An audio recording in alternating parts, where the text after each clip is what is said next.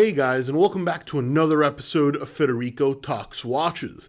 Today, I'm once again answering some of your questions, such as which Omega Speedmaster should you buy, and what higher-end complication can you get under $3,000.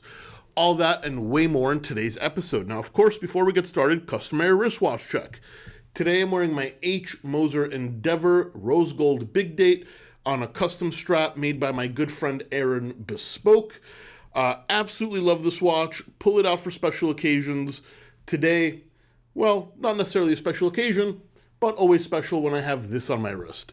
And also, guys, don't forget to check out delraywatch.com. We got a ton of new cool inventory in stock, including a 2023 Rolex Air King, box papers complete, cheapest one in the country.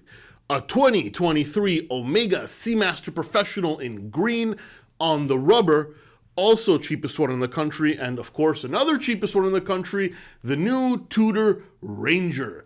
This is actually one of my favorite Tudor releases. It competes very well with the Explorer. I love the look of this one. All that and way more at delraywatch.com, the best place for a watch geek to buy a watch. Link in the description below.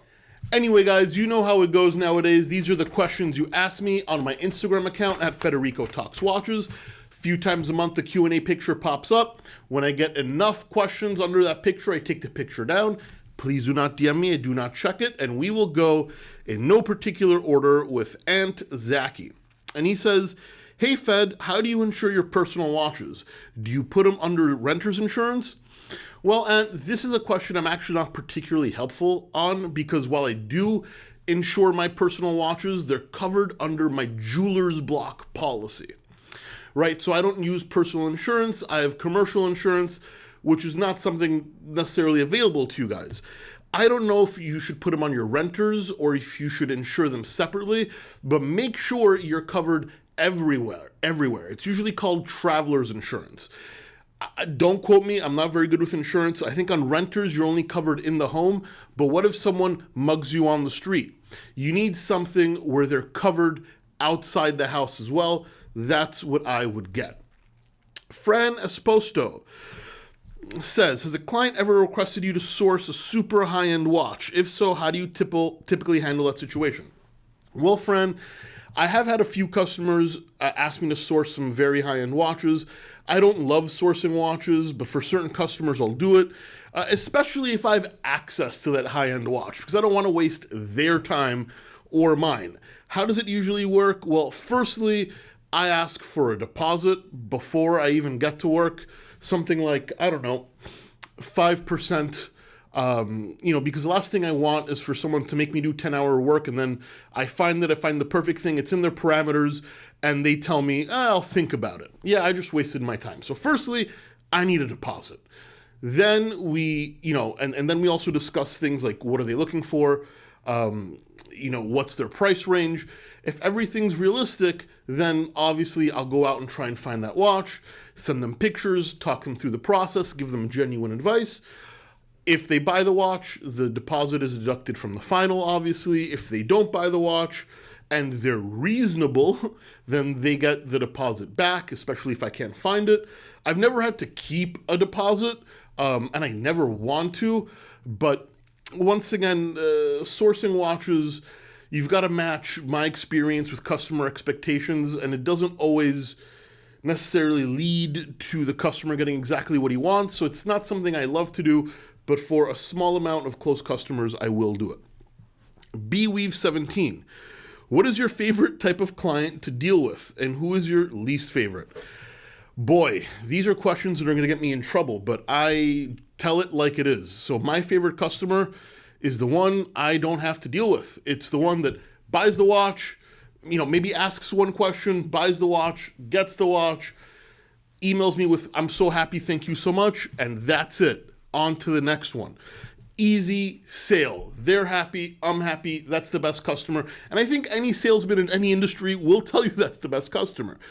My least favorite are the ones that agree to things and back out. Now, I have a policy. You agree and back out, you get a pass once. But if you do it twice, and it has happened more than once, then I don't care if you want to pay full asking price. I'm not selling you the watch. Word is bond. You know, I get people make mistakes, which is why you get the one pass, but I don't want my time wasted, just like I don't want to waste customers' time. So those are people, you know, people that don't know exactly what they want, that back out of multiple deals. Those are people I just no longer am willing to deal with. But, you know, we want to provide a smooth transaction. So I have no problem with people asking me questions, calling in. That is what we're here for at Del Rey Watch. But yeah, the best customer is the easiest deal. I mean, I think that goes without saying. JV Ruiz 3. Hey Fed, if I was to buy a Speedy, should I get the original Hesalite closed caseback version or their newer Sapphire version? The Sapphire is obviously nicer, but the Hesalite feels more genuine. What do you think? Well, this is interesting, but I understand why people would want the Sapphire, because Sapphire is quote-unquote more durable, and you get to see the movement on the caseback. And for a basic chronograph movement, the Speedy movement is pretty handsome. But I like the Hesalite version for multiple reasons. One, I love the way Hesalite looks. I love getting hairline scratches. It gives it that used feel. And if you hate scratches, it's very easy to polish out with a cloth and poly watch. So people that are worried about scuffing up the Hesalite, I don't think it's a big deal, but I actually like it. The closed caseback is more original, and I like the historical accuracy, but it also makes the movement a little tougher, which is nice. And you save a decent chunk of money going without the Sapphire Sandwich version. I like the originality. I find Hesalite charming. And if I can spend less, I will. So personally, I say go with the original. But I totally understand if you want the Sandwich version. And lastly, we have Richard Silly Sally. And he says, hey Fed, I'm a modest collector and want to try some high-end complications. He put the quotes on high-end, not me. With a $3,000 budget in a mechanical caliber. I like Christopher Ward moon phases, but I wonder if it's better to go with a Chinese jumping hours or wandering hours. Which high-end complication do you consider less risky? Well, this is a very easy question to answer. Don't go Chinese. I mean, yes, the Chinese make some very cool watches for not a lot of money, but they're hard to service, and in my experience, a lot of them break quite frequently. They're not great daily wearers. I would own a couple of Chinese watches in my rotation, especially because I have connections with watchmakers. I don't intend on wearing them a lot. But if this is going to be like your high-end watch, then I think Christopher Ward is a great idea. I also love Longines, especially like a master collection with the 7753 movement where you get a chronograph, moon phase, and triple date, all for well under $3,000.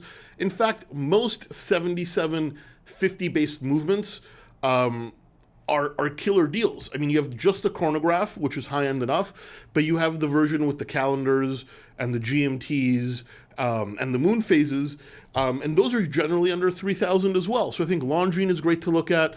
Christopher Ward, as you said, is pretty darn nice for a complication. Chinese complications are very interesting, but I wouldn't necessarily call them low risk. So I'd give them a pass, especially if it's going to be like your first complicated watch.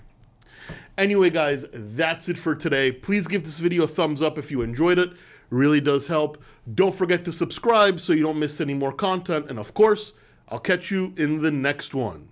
Take care.